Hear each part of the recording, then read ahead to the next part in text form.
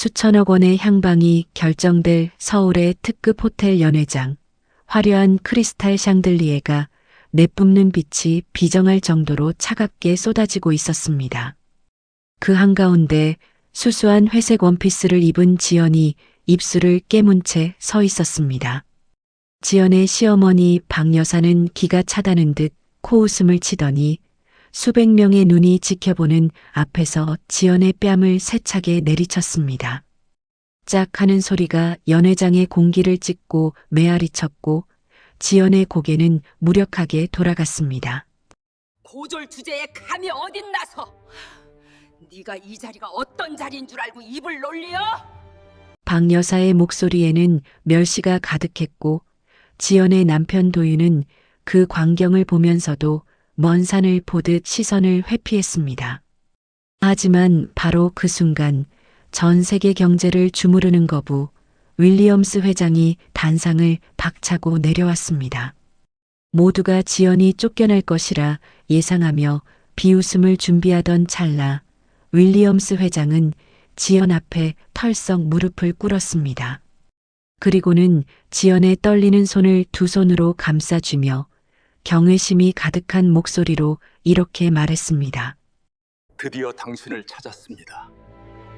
나의 생명을 구하고 내 눈을 뜨게 해준 진정한 스승님. 연회장은 순식간에 찬물을 끼얹은 듯 정적이 흘렀고 박 여사의 손에 들려있던 와인잔이 바닥으로 떨어져 박살났습니다.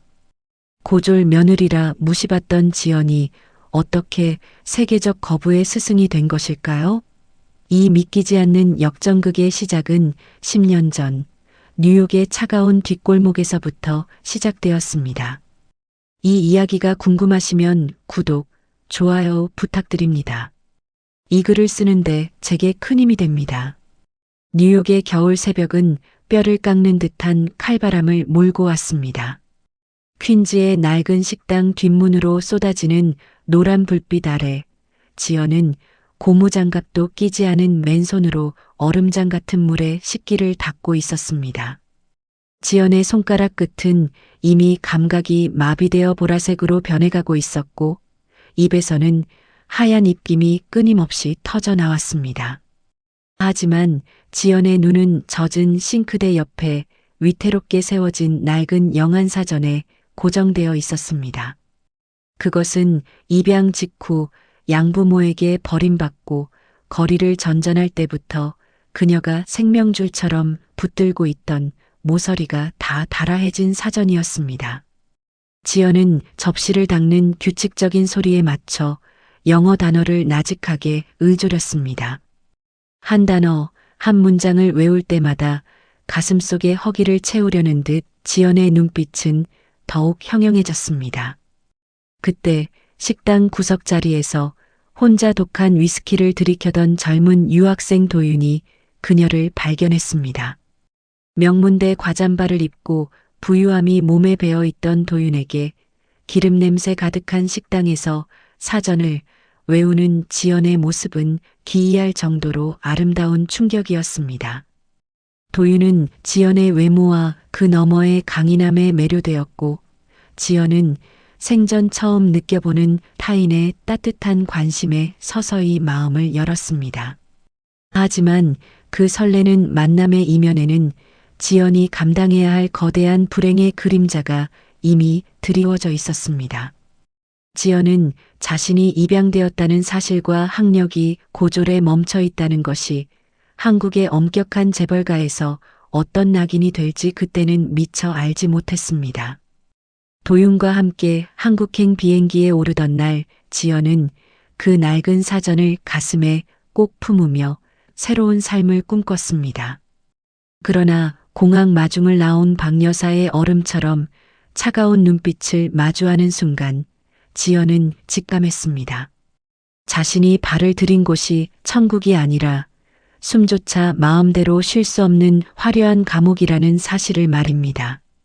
서울 성북동의 거대한 저택은 마치 거대한 무덤처럼 고요하고도 위압적이었습니다. 지연은 매일 아침 5시 남들이 깨기도 전에 일어나 온 집안의 먼지를 닦고 식사를 준비했습니다. 굴지의 재벌 가문인 박 여사의 집에서 지연의 존재는 며느리가 아니라 월급조차 받지 못하는 숙식 제공 가자 도우미에 불과했습니다. 박 여사는 지연이 정성껏 끓여온 보리새우 9국을 한 숟가락 뜨더니 그대로 식탁 위에 툭 뱉어버렸습니다. 고졸 손맛이라 그런가 국물에서 천박한 냄새가 나는구나.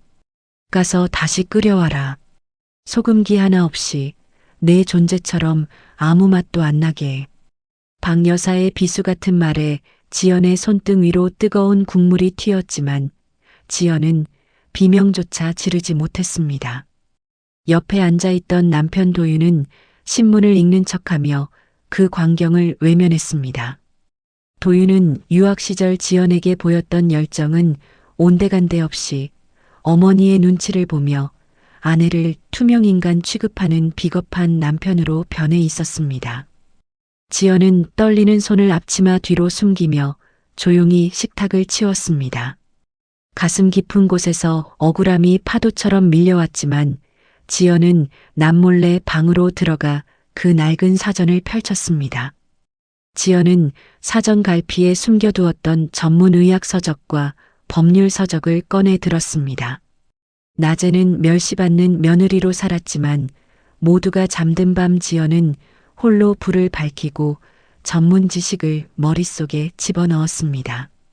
그녀는 이미 5개 국어에 능통했을 뿐만 아니라 웬만한 전문가 뺨치는 수준의 법률 지식을 쌓아가고 있었습니다. 하지만 지연은 이 사실을 철저히 숨겼습니다. 자신이 능력을 드러낼수록 박 여사의 시기심과 압박이 더해질 것임을 알고 있었기 때문입니다.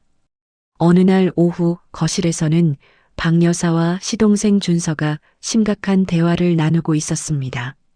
집안의 가업인 무역회사가 심각한 자금난에 봉착했다는 소식이었고 이를 해결할 유일한 열쇠는 해외 거물 바이어인 윌리엄스 회장과의 계약뿐이었습니다. 박 여사는 명문대를 나온 준서에게 이번 통역과 의전을 맡기며 기대를 걸었습니다. 지연은 구석에서 바닥을 닦으며 그들의 대화를 경청했습니다. 준서가 자신만만하게 읊조리는 영어 문장들 속에는 치명적인 신뢰와 오역의 가능성이 숨어 있었습니다. 지연은 차마 말을 꺼내지 못한 채 준서의 서류 가방 옆에 놓인 사전만을 애처롭게 바라보았습니다. 과연 이 집안의 오만함은 어떤 파국을 불러오게 될까요? 드디어 운명의 날이 밝았습니다. 시댁의 저택은 평소보다 10배는 더 삼엄한 긴장감에 휩싸였습니다.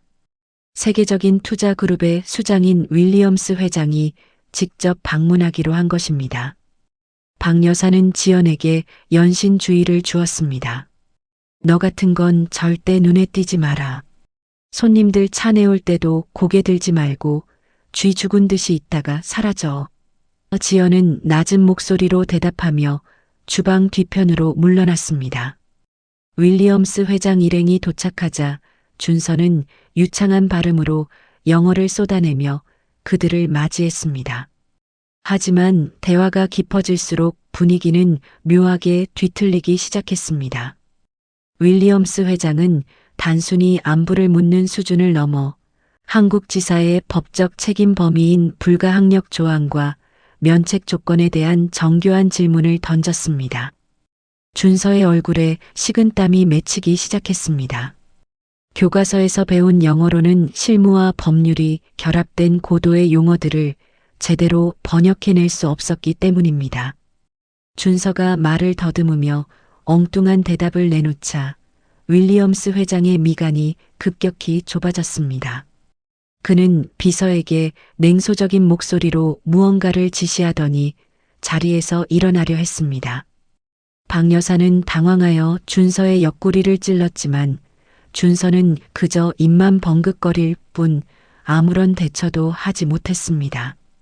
수조 원대의 자본이 걸린 계약이 준서의 무능함 때문에 물거품이 되려던 찰나였습니다. 그때 거실 구석에서 찻잔을 정리하던 지연이 천천히 고개를 들었습니다. 지연의 눈에는 6년 동안 숨겨왔던 날카로운 지성의 빛이 번뜩였습니다. 지연은 모두가 얼어붙은 그 정적 속으로 한 걸음을 내디뎠습니다. 시어머니 박 여사가 경악하며 소리를 지르려던 그 찰나 지연의 입에서 믿기지 않을 정도로 유려하고도 권위 있는 영어가 터져 나왔습니다. 윌리엄스 회장님, 방금 말씀하신 면책 조항은 한국 상법 제390조와 충돌할 여지가 있습니다. 저희는 그 대안으로 지연의 말이 끝나기도 전에 윌리엄스 회장의 눈동자가 크게 흔들렸습니다. 그는 마치 유령이라도 본 듯 지연을 뚫어지게 바라보았습니다. 지연의 목소리, 지연의 논리, 그리고 지연이 사용하는 특유의 전문 용어들은 윌리엄스 회장이 평생 잊지 못하던 누군가를 떠올리게 했습니다. 과연 지연의 정체는 윌리엄스 회장에게 어떤 기억을 소환시킨 것일까요? 그리고 이 돌발적인 행동은 지연에게 구원이 될까요? 아니면 더 큰 재앙이 될까요? 거실에 감돌던 정적은 마치 날카로운 유리 조각들이 공기 중에 떠다니는 듯 위태로웠습니다. 지연의 입에서 터져나온 유창한 법률 영어가 윌리엄스 회장의 귀에 닿는 순간 회장의 눈동자는 경악으로 물들었고 그의 비서들은 들고 있던 태블릿 PC를 놓칠 뻔하며 서로의 얼굴을 확인하기 바빴습니다. 지연은 자신의 발언이 가져온 파장을 온몸으로 느끼고 있었고 그녀의 심장은 마치 좁은 새장 안에 갇힌 새처럼 거세게 요동치며 가슴뼈를 두드렸습니다. 하지만 그 경이로움의 찰나는 박 여사의 날카로운 고함에 의해 무참히 깨졌습니다.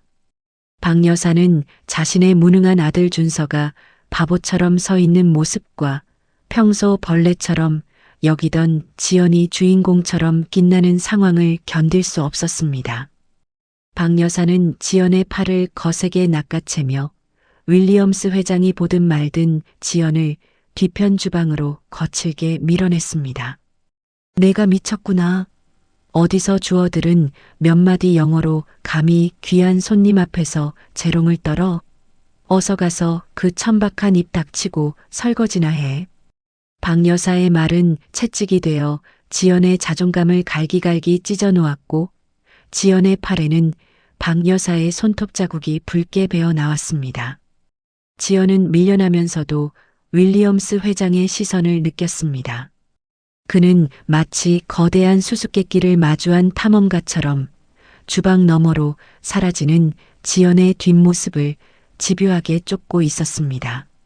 남편 도윤은 그저 고개를 숙인 채 바닥에 카펫 무늬만 세고 있었고 그 비겁한 침묵은 지연의 가슴에 가장 깊은 대못을 박았습니다. 주방으로 쫓겨난 지연은 찬물에 손을 담갔습니다. 손등 위로 흐르는 차가운 물줄기가 방금 느꼈던 뜨거운 열망을 식혀주는 듯 했지만 지연의 머릿속에는 윌리엄스 회장이 중얼거렸던 한 단어가 맴돌았습니다. 블루문. 그것은 지연이 뉴욕에서 가장 힘들었던 시절 자신의 낡은 사전에 작게 적어두었던 희망의 단어였습니다. 박 여사는 다시 거실로 돌아가 윌리엄스 회장에게 억지 미소를 지으며 사과했지만 이미 회장의 마음은 이 집안의 오만함과 무능함에 싸늘하게 식어버린 뒤였습니다. 회장은 더 이상의 대화를 거부한 채 서류 가방을 챙겨 일어났습니다. 박 여사는 당황하여 준서를 앞세워 붙잡으려 했지만 윌리엄스 회장은 단호한 목소리로 마지막 한마디를 남기고 저택을 떠났습니다. 방금 그 여성이 제시한 법률적 조언이 아니라면 이 계약은 진행할 가치가 없습니다. 24시간을 드리죠. 그녀와 다시 대화할 수 있게 준비하십시오. 박 여사의 얼굴은 순식간에 흑빛으로 변했고 저택의 거대한 대문이 닫히는 소리는 마치 사형 선고의 종소리처럼 웅장하게 울려 퍼졌습니다. 과연 박 여사는 자신의 자존심을 꺾고 지연 앞에 무릎을 꿇게 될까요? 아니면 지연을 더 깊은 나락으로 밀어버릴 계획을 세우게 될까요? 윌리엄스 회장이 떠난 저택은 폭풍 전야처럼 기괴한 고요함에 휩싸였습니다. 박 여사는 분노를 이기지 못해 거실에 놓인 도자기 화병을 바닥으로 내동댕이 쳤습니다. 파편이 사방으로 튀며 지연의 발등을 스쳤지만 박 여사는 눈 하나 깜짝하지 않았습니다. 그녀에게 지연은 집안을 살릴 구원자가 아니라 명문대 가문의 권위를 더럽힌 불결한 존재일 뿐이었습니다. 그년방 뒤져. 당장 그 천박한 것들을 다 끌어내서 태워버려.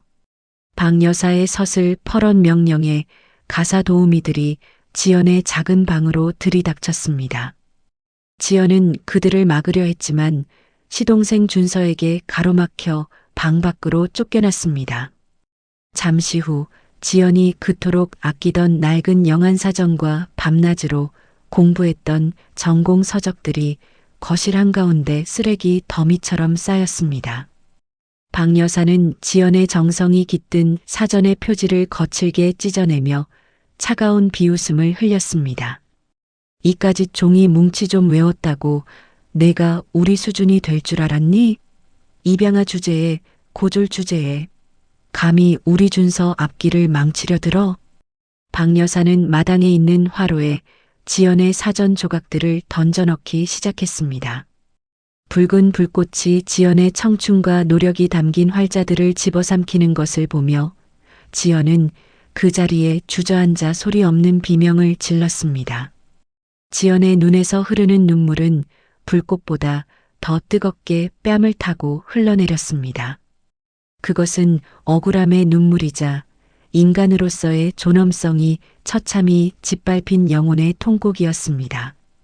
남편 도윤은 그 광경을 베란다에서 지켜보면서도 소주잔만 비워낼 뿐이었습니다. 그는 아내가 겪는 고통을 알았지만 어머니의 경제적 지원과 사회적 배경을 포기할 용기가 없었습니다. 지연은 불타가는 사전 속에서 타지 않은 마지막 한 조각, 휴먼, 디그너티 인간의 존엄라는 단어가 적힌 부분을 발견하고 손을 뻗었습니다. 하지만 뜨거운 열기 때문에 손을 댈 수 없었고 그 단어마저 잿더미로 변해 허공으로 흩어졌습니다. 박 여사는 지연을 지하실 창고에 가두라고 명령했습니다. 외부와의 접촉을 차단하고 윌리엄스 회장이 포기할 때까지 그녀를 보이지 않는 곳에 치워버리겠다는 속셈이었습니다. 어둡고 습한 지하실에 갇힌 지연은 차가운 바닥에 몸을 웅크렸습니다. 하지만 그녀의 눈빛은 이전과 달랐습니다. 슬픔으로 젖어있던 눈동자에는 이제 차디찬 서리가 내린 듯한 냉정함과 결연함이 서리기 시작했습니다. 그 시각 윌리엄스 회장의 호텔 방에서는 의문의 전화가 울리고 있었습니다. 윌리엄스 회장은 정중한 태도로 전화를 받으며 누군가에게 이렇게 말했습니다. 네, 회장님. 그분을 찾은 것 같습니다. 하지만 상황이 좋지 않습니다. 직접 움직이셔야 할 것 같습니다. 지연이 지하실에 갇힌 지 사흘째 되던 날, 박 여사의 무역회사는 유동성 위기라는 거대한 파도에 직면했습니다. 윌리엄스 회장과의 계약이 지연되자 시장에서는 이미 박 여사네 회사가 버림받았다는 소문이 삽시간에 퍼졌습니다. 주가는 곤두박질 쳤고 은행권에서는 앞다투어 대출 원금 상환을 독촉하는 공문을 보내왔습니다. 박 여사는 거실에서 수십 장의 독촉 서류를 집어던지며 히스테리를 부렸습니다. 어떻게든 윌리엄스를 다시 불러와. 그 통역 대리인지 뭔지 아는 놈들 다 잘라버리고 제대로 된 놈을 구해오란 말이야.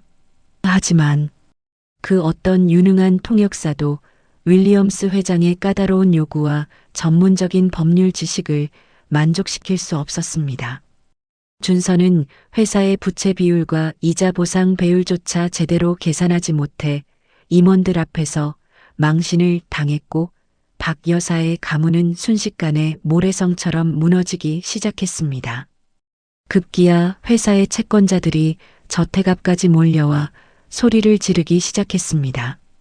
화려했던 성북동 저택의 대문에는 빨간 압류 딱지가 붙을지도 모른다는 공포가 엄습했습니다. 박 여사는 최후의 수단으로 지연을 다시 꺼내 쓰기로 마음먹었습니다. 하지만 그녀는 사과할 생각은 추호도 없었습니다. 오직 지연을 협박하여 회사를 살리는 도구로 이용할 생각뿐이었습니다. 박 여사는 지하실 문을 거칠게 열고 들어왔습니다. 며칠 동안 빛을 보지 못한 지연의 얼굴은 수척해졌지만 그녀의 눈빛은 어둠 속에서도 형형하게 빛나고 있었습니다. 박 여사는 지연의 턱을 치켜들며 독서를 내뱉었습니다. 잘 들어라. 내가 나가서 윌리엄스를 설득해. 만약 계약이 성사되지 않으면 내 친정 식구들이 빌린 사채 빚 내가 다 터뜨려 버릴 줄 알아. 내 동생들 앞길까지 막히고 싶지 않으면 똑바로 해. 박 여사의 비열한 협박에 지연의 입술이 미세하게 떨렸습니다. 지연은 자신의 고통은 참을 수 있었지만 가족을 건드리는 것만큼은 용서할 수 없었습니다. 지연은 천천히 몸을 일으켰습니다. 그녀의 옷은 더러워졌고 머리카락은 헝클어졌지만 그녀에게서 뿜어져 나오는 위험은 박 여사를 압도하고 있었습니다. 어머님, 제가 나가는 대가는 사채 빚탕감이 아닙니다. 제가 나가는 대가는 이 집안의 모든 권한을 저에게 넘기는 것입니다. 지연의 파격적인 제안에 박 여사는 숨이 턱 막히는 듯 가슴을 움켜쥐었습니다. 감히 고졸 며느리가 재벌가의 안주인에게 권력을 요구하다니 그것은 박 여사에게 죽음보다 더한 수치였습니다. 하지만 그때 거실에서 준서의 절망적인 비명소리가 들려왔습니다. 어머니, 부도 처리됐대요. 당장 어음 못 막으면 우리 다 감옥 가요. 저택을 감싸는 불길한 사이렌 소리와 함께 누군가 저택의 문을 부술듯이 두드리기 시작했습니다. 성북동 저택을 에워싼 사이렌 소리는 마치 거대한 짐승의 울음소리처럼 날카롭게 고막을 파고들었습니다. 대문 앞에는 검은 양복을 입은 채권자들이 몰려와 박금순 나와라 라며 고함을 질렀고 화려했던 정원의 대리석 분수대 위로는 붉은 압류 딱지가 비참하게 휘날리고 있었습니다. 굴지의 재벌 가문이라 자부하던 강씨 일가의 성벽은 단 사흘 만에 모래성처럼 허물어지고 있었습니다. 박 여사는 거실 한복판에서 실성한 사람처럼 허공을 휘저으며 이건 꿈이야. 내 회사가 어떻게 이렇게 무너져. 라고 소리쳤지만 돌아오는 것은 차가운 정적뿐이었습니다. 그 아수라장 속에서 지연은 며칠 만에 지하실의 무거운 철문을 열고 지상으로 발을 내디뎠습니다. 빛 한 점 들어오지 않던 어둠 속에 갇혀있던 지연의 눈에는 붉게 충혈된 핏발이 서 있었지만 그녀의 걸음걸이만큼은 흔들림 없이 단단했습니다. 지연이 거실로 들어서자 아수라장이던 집안은 순식간에 찬물을 끼얹은 듯 조용해졌습니다. 헝클어진 머리카락과 흙먼지가 묻은 옷차림이었지만 지연에게서 뿜어져 나오는 압도적인 기운은 박 여사의 히스테리마저 잠재우기에 충분했습니다. 박 여사는 바닥에 주저앉은 채 지연의 치맛자락을 붙잡았습니다.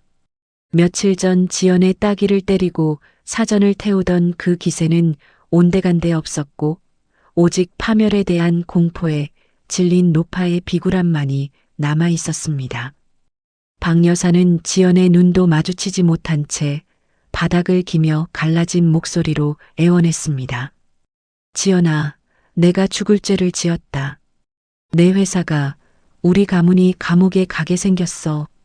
윌리엄스 회장을 설득할 사람은 너밖에 없다. 제발, 제발 한 번만 도와다오. 박 여사의 비굴한 손길이 지연의 발등에 닿는 순간 지연은 그 1초의 감각을 현미경으로 들여다보듯 느꼈습니다. 지연의 심장은 증오로 차갑게 식어 있었지만 그녀의 머릿속은 이미 회사를 살릴 고도의 기업 회생 시나리오로 가득 차 있었습니다. 지연은 박 여사의 손을 가볍게 뿌리치며 차갑게 대답했습니다. 어머님, 제가 돕는 것은 가문의 영광을 위해서가 아닙니다. 제가 닦아온 실력을 증명하고 이 집안이 짓밟은 인간의 존엄을 다시 세우기 위함입니다. 지연은 곧바로 서재로 향했습니다. 그녀는 공포에 떨고 있는 남편 도윤과 시동생 준서를 불러 앉혔습니다. 지연은 책상 위에 회사의 재무제표와 해외 채권 발행 목록을 거칠게 펼쳐 놓았습니다.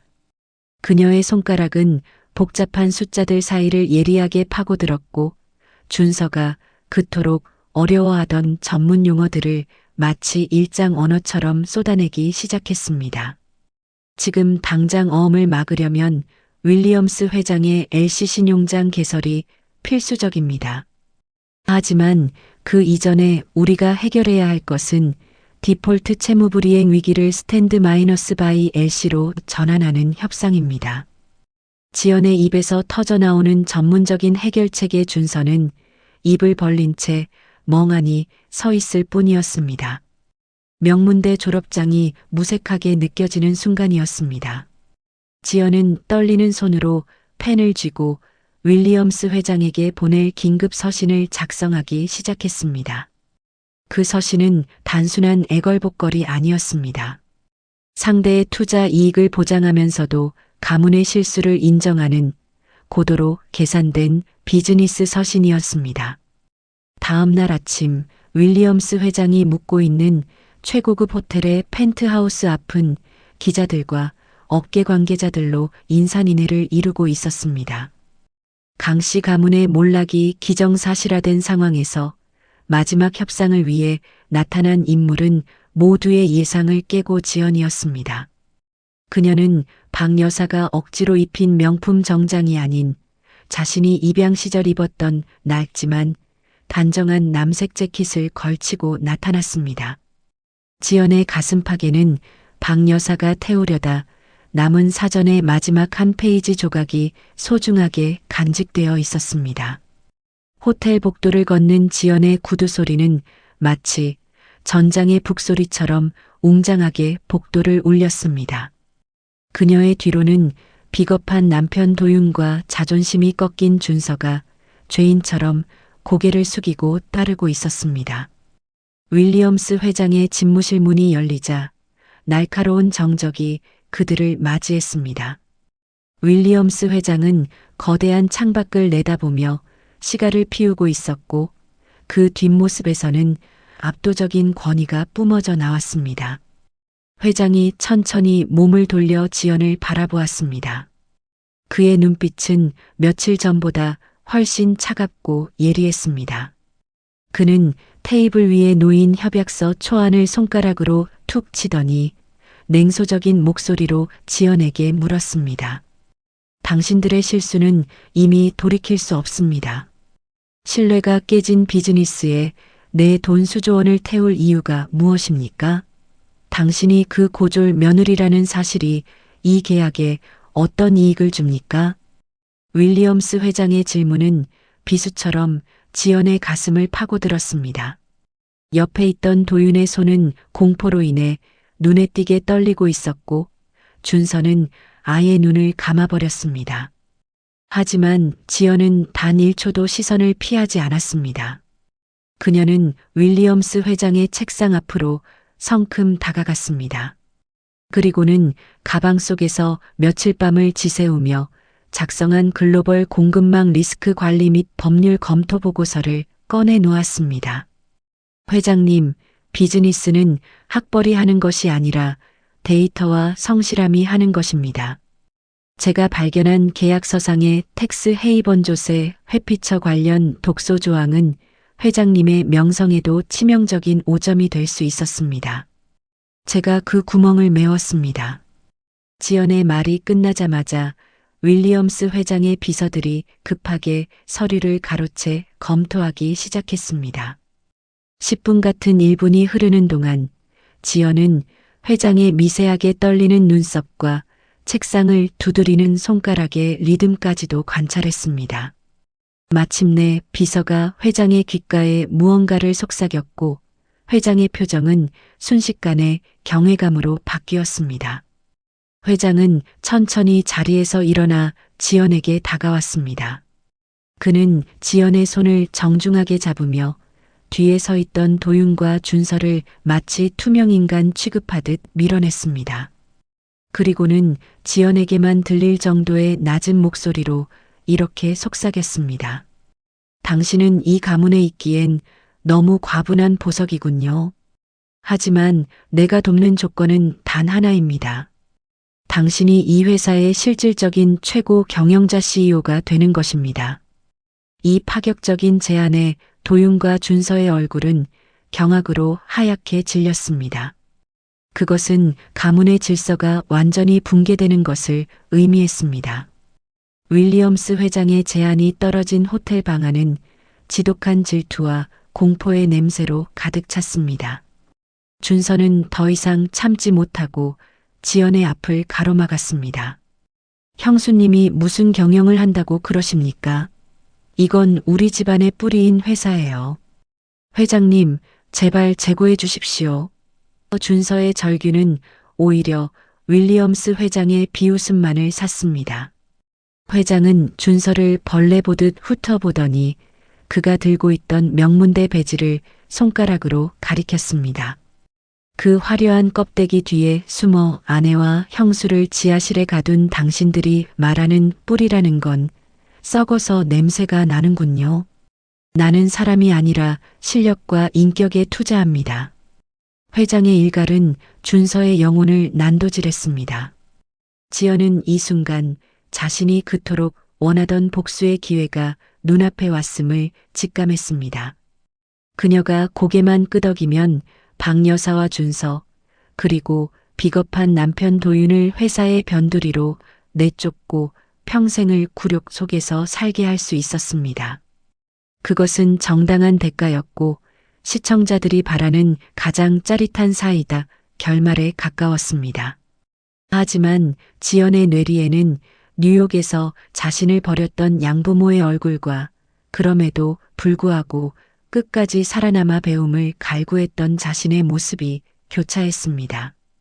지연은 잠시 눈을 감고 낡은 사전 속 디그너티 위험라는 단어를 떠올렸습니다.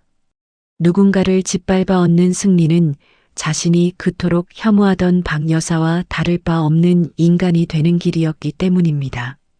지연은 윌리엄스 회장을 향해 천천히 입을 열었습니다. 그녀의 목소리는 분노가 아닌 고요한 위엄으로 가득 차 있었습니다. 회장님, 저는 권력을 얻기 위해 이 자리에 선 것이 아닙니다. 다만 이 집안이 잃어버린 가족의 의무와 사람에 대한 예의를 가르치고 싶을 뿐입니다. 저는 CEO 자리를 거절하겠습니다. 대신 제가 제안한 회생팀의 총괄 실무자로서 이 회사를 다시 일으켜 세우겠습니다. 지연의 예상치 못한 거절에 호텔 방 안의 모든 이가 얼어붙었습니다. 준서는 자신의 귀를 의심했고 도윤은 아내의 숭고한 결단 앞에 차마 고개를 들지 못했습니다. 윌리엄스 회장은 흥미롭다는 듯 지연을 뚫어지게 바라보다가 마침내 호탕한 웃음을 터뜨렸습니다. 진정한 힘은 칼을 휘두를 때가 아니라 칼을 거둘 때 나오는 법이죠. 좋습니다. 당신의 방식대로 이 회사를 살려보십시오. 하지만 협상을 마치고 돌아가는 차 안에서 지연은 또 다른 위기를 직감했습니다. 박 여사가 회사가 살았다는 소식을 듣자마자 지연을 다시 내쫓을 또 다른 음모를 꾸미고 있다는 첩보를 입수했기 때문입니다. 박 여사는 지연의 학력 위조 루머를 퍼뜨려 그녀를 사회적으로 매장하려 하고 있었습니다. 지연은 차창 밖으로 빠르게 지나가는 야경을 바라보며 결심했습니다. 이제는 참는 것만이 능사가 아니라는 것을요. 지연은 자신의 스마트폰을 꺼내 누군가에게 메시지를 보냈습니다. 준비해 두었던 그 명단을 이제 공개해 주세요. 지연이 회생팀의 총괄 실무자로 복귀한 첫날, 성북동 저택과 회사의 공기는 묘한 긴장감으로 가득 찼습니다. 샹들리에의 불빛은 여전히 화려했지만 그 아래를 지나는 박 여사의 눈빛에는 지독한 살기가 서려 있었습니다. 박 여사는 자신의 무릎을 굽히게 만든 지연을 용서할 수 없었고 그녀가 가져온 구원의 손길을 오히려 독이 든 성배로 바꾸기로 결심했습니다. 박 여사는 비밀리에 가문의 인맥을 총동원하여 지연의 과거를 뒤지기 시작했고 학력 위조라는 프레임을 씌워 그녀를 사회적으로 매장할 덫을 놓았습니다. 회사의 복도에서는 지연이 지나갈 때마다 직원들의 수군거림이 꼬리에 꼬리를 물었습니다. 저 여자가 진짜 실력자라고? 어디서 뒷조작한 거 아니야? 라는 악의적인 소문이 공기 중에 떠돌았고 지연은 그 날카로운 시선들을 온몸으로 받아내며 사무실로 향했습니다. 지연의 책상 위에는 박 여사가 보낸 가시돋친 꽃바구니가 놓여 있었지만 지연은 그 꽃향기 너머에 숨겨진 악취를 단번에 알아차렸습니다. 지연은 동요하지 않고 컴퓨터를 켜며 윌리엄스 회장과 약속한 기업 실사두 딜러전스 자료를 정리하기 시작했습니다. 그 시각 박 여사는 은밀한 안가에서 한 언론사 간부를 만나고 있었습니다. 박 여사의 손은 분노로 인해 미세하게 떨리고 있었고 찻잔 속의 찬물은 그녀의 불안한 심리를 대변하듯 작은 파동을 일으켰습니다. 박 여사는 미리 준비한 조작된 서류 뭉치를 내밀며 나지막하고 비정한 목소리로 말했습니다. 내일 아침까지 이 기사를 터뜨리게. 재벌가에 침투한 사기꾼 며느리의 실체를 온 세상이 알게 해야 해. 박 여사의 말 한마디는 지연에게 치명적인 타격이 될 것이 분명했습니다. 하지만 박 여사는 알지 못했습니다. 지연이 뉴욕에서 보냈던 그 처절한 시간들이 단순한 생존의 기록이 아니라 이미 세계적인 석학들과 교류하며 쌓아 올린 견고한 지성의 성벽이었다는 사실을 말입니다. 지연은 사무실 창밖으로 지는 노을을 바라보며 자신의 품속에 있던 낡은 사전 조각을 꺼내 어루만졌습니다. 이제 곧 닥쳐올 폭풍우 앞에서 지연은 도망치는 대신 그 폭풍의 한복판으로 걸어 들어갈 준비를 마쳤습니다. 다음 날 아침 박 여사의 계획대로 모든 포털 사이트와 경제지에는 재벌가 고졸 며느리의 화려한 사기극이라는 자극적인 제목의 기사가 도배되었습니다. 박 여사는 거실 소파에 앉아 승리의 미소를 지으며 와인을 들이켰고 남편 도윤은 아내의 이름이 조롱거리가 되는 것을 보며 고개를 숙였습니다. 회사 로비는 취재진으로 가득 찼고 지연이 정문에 나타나자 수백 개의 플래시가 마치 번개처럼 그녀를 향해 터졌습니다. 지연의 얼굴에는 땀 한 방울조차 보이지 않았고 그녀의 차가운 평정심은 오히려 취재진을 당황하게 만들었습니다. 긴급 기자회견장에 들어선 지연은 단상 위에 당당히 섰습니다. 박 여사는 모니터를 통해 그 광경을 지켜보며 이제 끝장이야. 저 천박한 년. 이라며 소리쳤습니다. 지연은 마이크를 잡고 잠시 침묵을 지켰습니다. 그녀의 침묵은 1초가 1분처럼 길게 느껴졌고 회견장 안의 공기는 질식할 듯 팽팽하게 조여졌습니다. 드디어 지연이 입을 열었을 때 그녀의 목소리는 어떤 확신보다도 단단했습니다. 여러분은 지금 제 학력을 묻고 계시지만 제가 증명할 것은 제 이름 뒤에 붙은 숫자가 아니라 제가 남긴 결과물입니다. 그 순간 회견장 대형 스크린에 뉴욕의 유명한 투자 전략 연구소 블루 문블루 문의 공식 문서가 띄워졌습니다. 문서 하단에는 이 연구소의 수석 고문이자 윌리엄스 회장을 포함한 세계적 CEO들의 멘토로 활동해 온 인물의 이름이 적혀 있었습니다. 그 이름은 바로 세러한 지연의 영어 이름이었습니다. 현장은 순식간에 경악으로 뒤덮였습니다. 지연은 단순히 영어를 잘하는 며느리가 아니라 이미 세계 금융계에서 전설로 통하는 전략가였던 것입니다. 박 여사는 들고 있던 와인잔을 떨어뜨렸습니다. 유리 조각이 사방으로 튀며 그녀의 비싼 카펫을 적셨지만 그녀는 그 사실조차 인지하지 못할 만큼 큰 충격에 빠졌습니다. 윌리엄스 회장이 왜 지연 앞에 무릎을 꿇었는지, 왜 그녀가 CEO 자리를 거절하고 실무 총괄을 맡았는지에 대한 모든 의문이 풀리는 순간이었습니다. 지연은 카메라 렌즈를 똑바로 응시하며 마치 박 여사의 심장을 꿰뚫어 보듯 서늘하게 덧붙였습니다. 진실을 외면한 권력은 반드시 그 대가를 치르게 됩니다. 이제 그 대가를 치를 시간이 왔습니다. 지연의 이 선언과 동시에 박 여사의 비밀 금고와 차명 계좌에 대한 수사기관의 압수수색이 시작되었다는 속보가 터져 나오기 시작했습니다.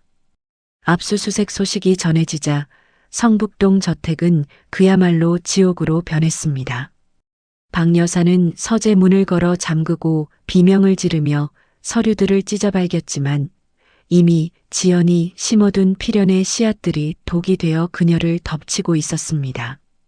준서는 자신의 비자금 장부가 드러날까봐 공포에 질려 창가에서 사시나무 떨듯 떨었고, 남편 도윤은 이제야 아내의 진정한 가치를 깨닫고 거실 바닥에 주저앉아 오열했습니다.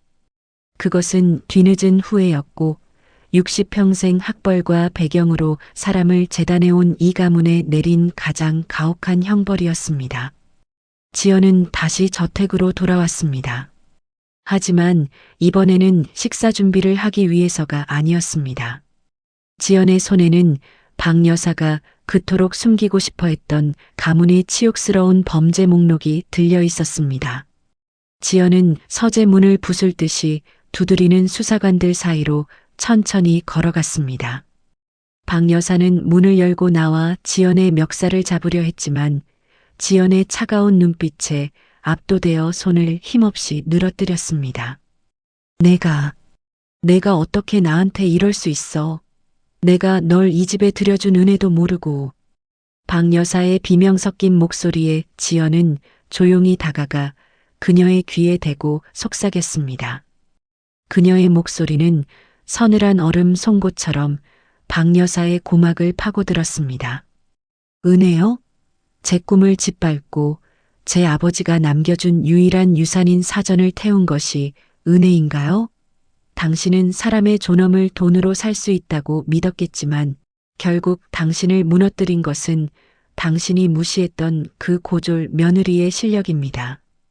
박 여사는 수사관들에게 끌려가며 지연을 향해 저주를 퍼부었지만 이미 그녀의 목소리는 허공으로 흩어지는 잿가루와 같았습니다. 저택 앞에는 분노한 시민들과 채권자들이 몰려와 박 여사의 구속을 외쳤고 지연은 그 소란스러운 풍경을 뒤로 한 채 마당 한 구석에 서 있는 낡은 나무 아래로 향했습니다. 그곳은 그녀가 처음 이 집에 왔을 때 눈물을 훔치던 곳이었습니다.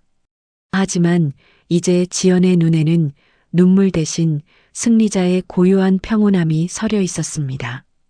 지연은 품 안에서 불에 타다 남은 사전 조각을 꺼내 나무 밑에 묻어주었습니다.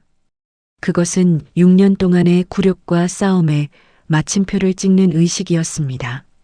하지만 기쁨도 잠시 지연의 등 뒤로 윌리엄스 회장의 긴박한 목소리가 들려왔습니다. 지연 씨, 아직 끝난 게 아닙니다.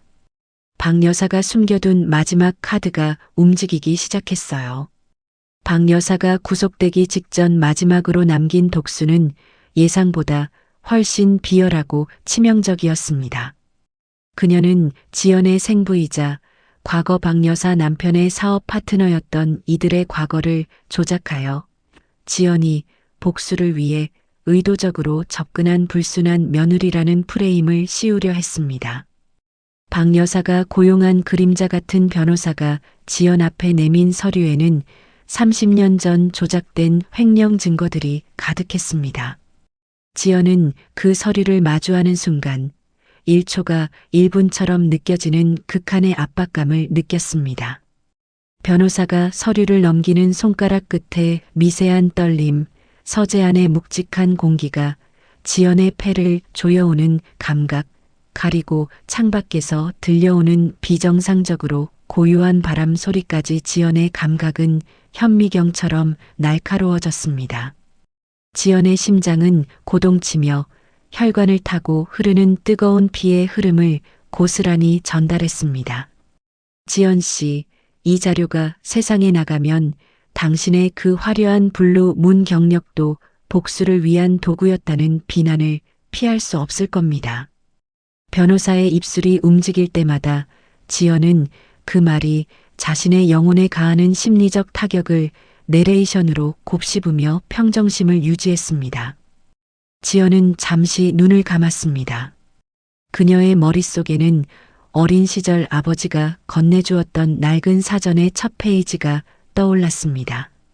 그곳엔 아버지가 직접 적어 넣은 진실은 결코 침몰하지 않는다는 문장이 선명했습니다. 지연은 떨리는 손을 탁자 아래로 감추고 차분하게 입을 열었습니다.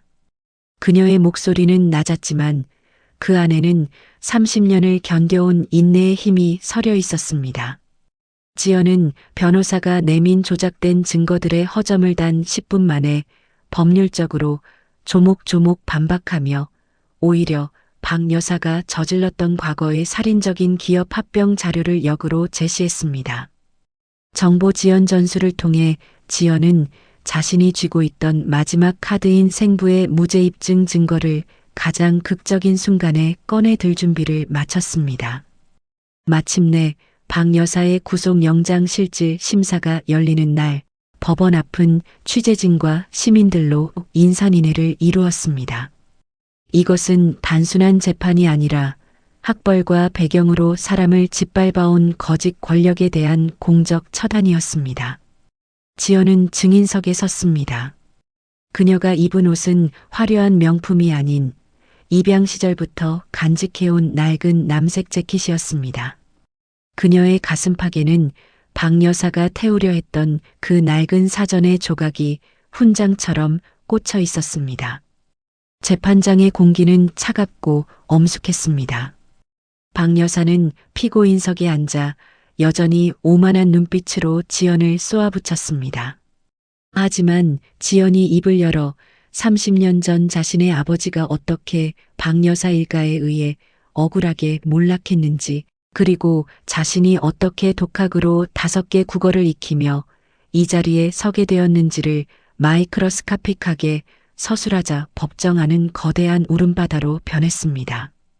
지연의 내레이션은 박 여사가 휘둘렀던 권력의 추악한 민낯을 하나하나 발가벗겼습니다. 박 여사가 며느리를 지하실에 가두고 사전을 태우며 내뱉었던 독설들이 녹취록을 통해 법정에 울려 퍼지자 시민들은 분노했고 박 여사는 비로소 자신이 쌓아 올린 성벽이 무너졌음을 직감했습니다. 이것은 시청자들이 그토록 기다려온 가장 강력한 사이다 순간이었습니다. 당신이 태운 것은 종이 뭉치가 아니라 한 인간의 존엄성이었습니다. 지연의 이 한마디는 박 여사의 심장을 관통했고 박 여사는 그 자리에서 넋을 잃고 주저앉았습니다. 명문대 졸업장을 훈장처럼 내세우던 준서와 비겁하게 침묵했던 남편 도윤 역시 법정 구석에서 고개를 들지 못한 채 대성통곡했습니다. 진정한 권력의 실체는 졸업장이 아니라 진실을 지키려는 의지에 있다는 사실이 온 천하에 증명되는 순간이었습니다. 폭풍우가 지나간 성북동 저택의 정원, 지연은 홀로 서 있었습니다. 이제 저택은 압류 절차를 거쳐 사회에 환원될 준비를 마쳤고 지연은 그토록 원하던 자유를 얻었습니다. 하지만 그녀의 마음 한구석에는 승리의 쾌감보다 더 깊은 인간에 대한 연민과 가족의 의미가 자리 잡고 있었습니다. 지연은 감옥에 있는 박 여사에게 면회를 갔습니다. 그녀는 복수가 아닌 진정한 사과를 받기 위해서가 아니라 오만한 노파에게 인간의 길을 보여주기 위해 그곳을 찾았습니다. 창살 너머로 마주한 박 여사는 더 이상 위세당당한 재벌 안주인이 아니었습니다. 지연은 그녀의 손에 마지막 남은 낡은 사전의 온전한 복사본을 쥐어주었습니다. 그것은 지연이 밤새워 다시 정리한 배움의 고통과 환희가 담긴 그녀의 인생 그 자체였습니다. 박 여사는 사전을 떨리는 손으로 넘기며 그제야 자신이 짓밟았던 며느리의 삶이 얼마나 고귀했는지를 깨닫고 통곡했습니다. 60년 평생 처음으로 느껴보는 늦은 후회였습니다. 남편 도윤은 지연 앞에 무릎을 꿇고 용서를 구했습니다. 하지만 지연은 그를 원망하지 않았습니다. 다만 배움보다 중요한 것은 사람에 대한 예의라는 마지막 가르침을 남기고 조용히 짐을 쌌습니다.